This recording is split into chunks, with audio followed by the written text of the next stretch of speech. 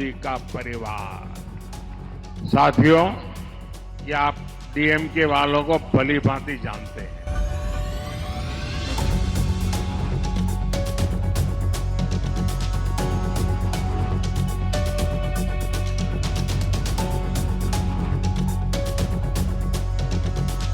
आपके साथ ईशा भार्गव। स्वागत है आपका हमारी इस खास पेशकश में। लोकसभा चुनाव 2024 के लिए शंखनाद हो चुका है और जमकर चुनाव प्रचार किया जा रहा है। सत्तारूढ़ भारतीय जनता पार्टी केंद्र में हैट्रिक लगाने की कोशिश में जुटी है, जबकि कांग्रेस के नेतृत्व वाला इंडिया गठबंधन एनडीए के एक दशक पुराने किले को ढहाने की जुगत में लगा है। प्रधानमंत्री नरेंद्र मोदी के नेतृत्व में बीजेपी ने इस बार लोकसभा में 400 से अधिक बहुमत के साथ सत्ता में वापसी का भरोसा जताया है। वह प्रधानमंत्री नरेंद्र मोदी को हराने के लिए रणनीति बनाने में जुटा हुआ है, लेकिन कई जगह सीट शेयरिंग पर बात नहीं बन पा रही है। यही नहीं, कई दफा इंडिया गठबंधन की अंतःकलह सार्वजनिक मंच पर सामने आ चुकी है, जिससे राजनीतिक स्थिरता बड़ा मसला बना है।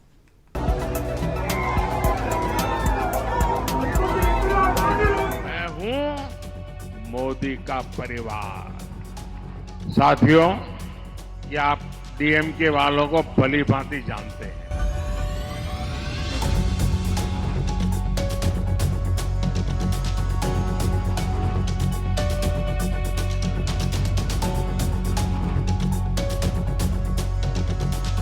लोकसभा चुनाव 2024 के लिए शंखनाद हो चुका है और जमकर चुनाव प्रचार किया जा रहा है। सत्तारूढ़ भारतीय जनता पार्टी केंद्र में हैट्रिक लगाने की कोशिश में जुटी हुई है, जबकि कांग्रेस के नेतृत्व वाला इंडिया गठबंधन एनडीए के एक दशक पुराने किले को ढहाने की जुगत में है।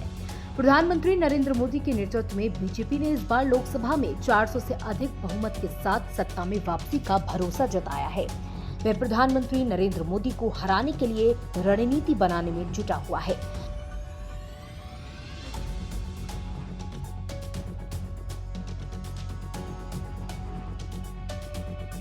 लेकिन कई जगह सीट शेयरिंग पर बात नहीं बन पा रही। यही नहीं, कई दफा इंडिया गठबंधन की अंतर्कलह सार्वजनिक मंच पर सामने आ चुकी है, जिससे राजनीतिक स्थिरता बड़ा मसला है। प्रधानमंत्री नरेंद्र मोदी के नेतृत्व में बीजेपी ने इस बार लोकसभा में 400 से अधिक बहुमत के साथ सत्ता में वापसी का भरोसा जताया। 2019 में बीजेपी ने हिंदी पट्टी में बहुमत हासिल किया और संसद के 543 सीटों वाले निचले सदन में 303 सीटें हासिल की।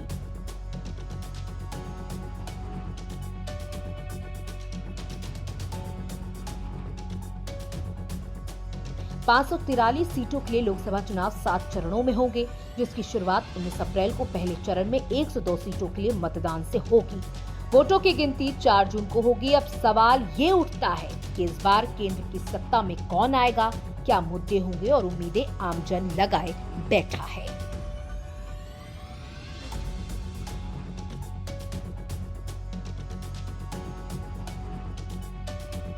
किन मुद्दों पर लड़ा जा रहा लोकसभा चुनाव? लोकसभा चुनाव 2024 में कई मुद्दों पर बात कर राजनीतिक पार्टियां मतदाताओं को अपनी ओर आकर्षित करने में जुटी हुई हैं। इसमें मोदी की गारंटी, कांग्रेस की न्याय गारंटी, बेरोजगारी, महंगाई, अनुच्छेद 370, सीएए, समान नागरिक संहिता, राम मंदिर, इलेक्टोरल बॉन्ड, अमृतकाल बनाम अन्यायकाल, किसानों के मुद्दे, एमएसपी की गारंटी, विचारधारा की लड़ाई, सीबीआई व ईडी रेड और विकसित भारत विजन जैसे मुद्दे शामिल हैं।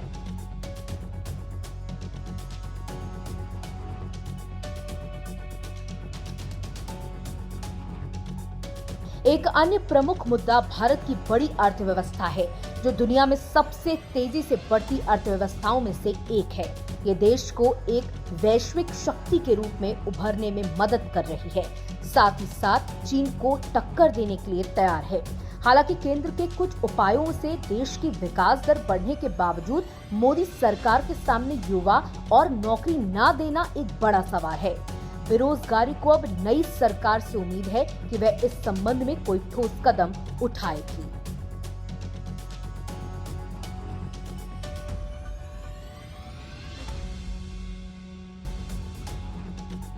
राजनीतिक विश्लेषकों का मानना है कि बीजेपी ने नए मायनों में अटल बिहारी वाजपेयी सरकार की ओर से की गई गलतियों को दोहराने के बजाय सुधारने की कोशिश की है।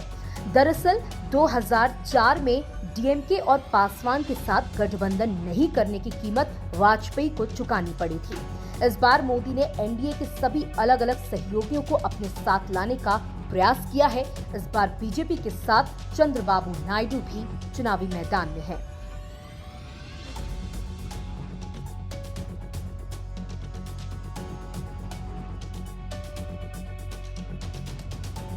केंद्र में राजनीतिक स्थिरता बेहद जरूरी। महाराष्ट्र में शिवसेना के 2 फाड़ होने के बाद शिंदे गुट के साथ बीजेपी का गठबंधन है।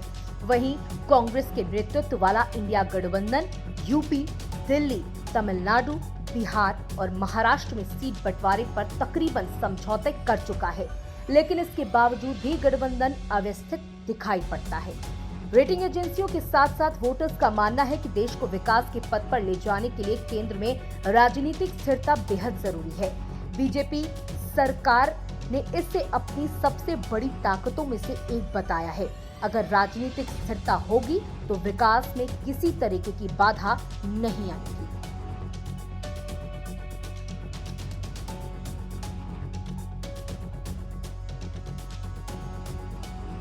तो 15 साल बाद यूपी में भाजपा ने रालोद के साथ हाथ मिलाया है। इस बार पश्चिम यूपी में नए मुद्दों की तपिश है। पीएम मोदी ने मेरठ में पहली चुनाव रैली की है। 2019 लोकसभा चुनाव में हारी सीटों पर इस बार भाजपा की नजर है। इस बीच पश्चिमी यूपी में चुनावी वोल्टेज जैसे जैसे बढ़ रहा है, वैसे वैसे इसकी धमक पूर्वांचल तक पहुंचने लगी है। मोदी की मेरठ रैली ने चढ़ाया यूपी में सियासी पारा। पश्चिमी यूपी में नए मुद्दों की तपिश, पूर्वांचल तक चुनावी धमक। चुनावी महापर्व का सूरज एक बार फिर पश्चिम उत्तर प्रदेश के क्षितिज पर चढ़ रहा है। लोकसभा की सीट नंबर 1 सहारनपुर का मुहूर्त निकल चुका है। रण क्षेत्र के मुद्दे और दावों की तपिश है। भगवा रथ के सबसे बड़े सारथी प्रधानमंत्री नरेंद्र मोदी मेरठ में 31 मार्च को पहली चुनावी जनसभा कर तरकश के बड़े तीर छोड़ चुके हैं। कहीं ध्रुवीकरण की धार पर हिंदुत्व की लहर आगे बढ़ रही है, तो कहीं मुद्दों की हांडी पर खेती बाड़ी, रोजगार, उद्योग, कानून व्यवस्था और इंफ्रास्ट्रक्चर जैसे विषय उबल रहे हैं। पहले चरण में 19 अप्रैल को सहारनपुर, कैराना, मुजफ्फरनगर, बिजनौर, नगीना, मुरादाबाद, रामपुर और पीलीभीत जैसी सीटों पर चुनावी लूट चल रही है। पश्चिम उत्तर प्रदेश में चुनावी वोल्टेज बढ़ने से इसका करंट पूर्वांचल तक पहुंचने लगा है।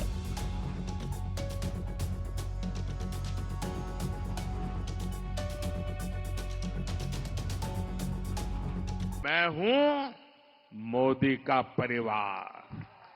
साथियों, ये आप डीएमके वालों को भली भांति जानते हैं और कांग्रेस को भी आप अच्छी तरह जानते हो। ये दोनों लोग है कैसे, और उनके जैसे और भी है। ये डीएमके और कांग्रेस जैसी पार्टियां कहती हैं, उनका मोटो है फैमिली फर्स्ट, और मोदी कहता है नेशन फर्स्ट। इसलिए अब इंडी गठबंधन के लोगों ने मुझे गाली देने का नया फॉर्मूला निकाला है। ये लोग कहने लगे हैं कि मोदी का तो कोई परिवार ही नहीं है। मतलब जिनको परिवार है उनको भ्रष्टाचार करने का लाइसेंस मिल जाता है क्या?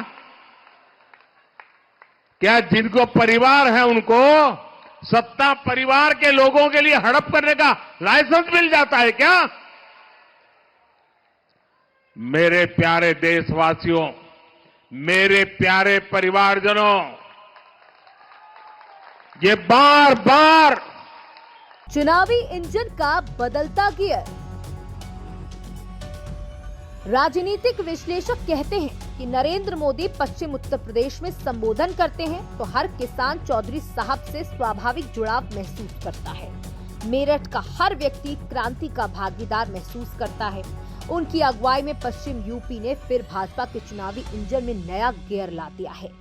पश्चिम यूपी में 19 और 26 अप्रैल को उठने वाली चुनावी बयार पूर्वांचल से लेकर बुंदेलखंड तक के समीकरणों की दिशा तय करेगी। एडवोकेट के चौबे कहते हैं कि भाजपा पश्चिम उत्तर प्रदेश में अपराध नियंत्रण, बुलडोजर नीति और दर्जनों नए हाईवे की कनेक्टिविटी का एजेंडा लेकर चुनाव में उतरी है। 2014 से सब कुछ बदल गया है। अब खेतीबाड़ी इतना बड़ा मुद्दा नहीं बनता कि परिणाम पलट दे।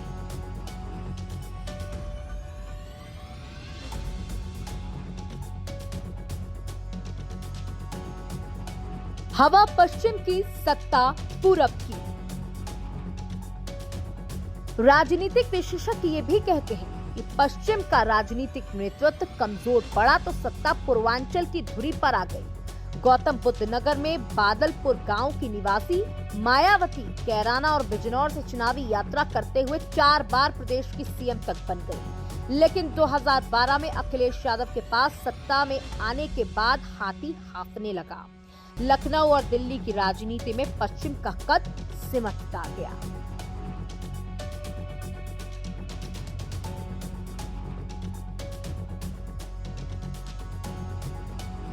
2013 की लू ने बदली हवा। जानकारों की यह भी मानना है कि 2013 में मुजफ्फरनगर के दंगों से उठी राजनीतिक लू ने प्रदेश भर के चुनावी समीकरणों को बदल डाला। इसे भारतीय राजनीति में अहम मोड़ के रूप में देखा जाएगा। भाजपा ने नरेंद्र मोदी को प्रधानमंत्री का उम्मीदवार बनाकर 2 फरवरी 2014 को मेरठ में रैली कराई। ऐसी लहर चली कि सभी समीकरण ध्वस्त हो गए। उखड़ गए विरासतों के तंबू। 2014 में मोदी लहर में सहारनपुर के मसूद परिवार, कैराना के हसन परिवार, बागपत में चौधरी परिवार के किले हिल गए। भाजपा के लिए अभेद दुर्ग बने मुरादाबाद और रामपुर में बड़े दिग्गजों को शिकस्त देते हुए सर्वेश सिंह और डॉक्टर नेपाल सिंह ने कमल खिला दिया। बिजनौर, नगीना, संभल और अमरोहा जैसी कमजोर सीटों पर बीजेपी की बड़ी जीत हुई और बड़े परिवर्तन का संकेत था ही। हालांकि 2019 में सपा बसपा रालोद की तिकड़ी ने मिलकर चुनाव लड़ा। भाजपा 7 सीटें हार गई। अब भगवा रथ को रोके कौन? 15 साल बाद रालोद और भाजपा ने फिर हाथ मिलाया है। इस बहाने भाजपा ने पिछली बार हारी सीटें सहारनपुर, बिजनौर, नगीना, संभल, रामपुर एवं मुरादाबाद पर जीत दर्ज करने पर फोकस किया है। सपा प्रमुख अखिलेश यादव गौतम बुद्ध नगर, मेरठ, बागपत और मुरादाबाद में प्रत्याशी बदलकर असमंजस में है, जबकि सहयोगी दल कांग्रेस जमीन बना नहीं सकी। कुछ कहती है ओवैसी की चुप्पी। पश्चिम में मजबूत जनाधार को बसपा संभाल नहीं सकी। मायावती के ज्यादातर चेहरे मुश्किल में फंस सकते हैं। इस बार बसपा ने कैराना, बिजनौर, बागपत, मेरठ और मुजफ्फरनगर से हिंदू, जबकि मुरादाबाद, संभल, अमरोहा और रामपुर में मुस्लिम कार्ड खेला। चौंकाने वाला फैक्टर एआईएमआईएम अध्यक्ष ओवैसी की चुप्पी है। पिछले विधानसभा एवं निगम चुनाव में ओवैसी के प्रत्याशी ने मेरठ में सपा से ज्यादा वोट पाकर सबको चौंका दिया था। माना यह भी जा रहा था कि पश्चिम में मुस्लिम वोटों की बड़ी तादाद देखते हुए ओवैसी कई चेहरों को उतारेंगे, लेकिन उन्होंने अब तक पत्ता नहीं खोला है। एबीसी के लिए सौम्या मिश्रा की रिपोर्ट। तो हमारी इस खास पेशकश में बस इतना ही। देश और दुनिया की तमाम खबरों के लिए जुड़े रहिए एबीसी न्यूज के साथ। नमस्कार।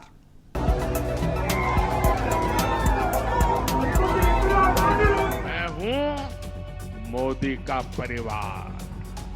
साथियों, ये आप डीएमके वालों को भली भांति जानते हैं।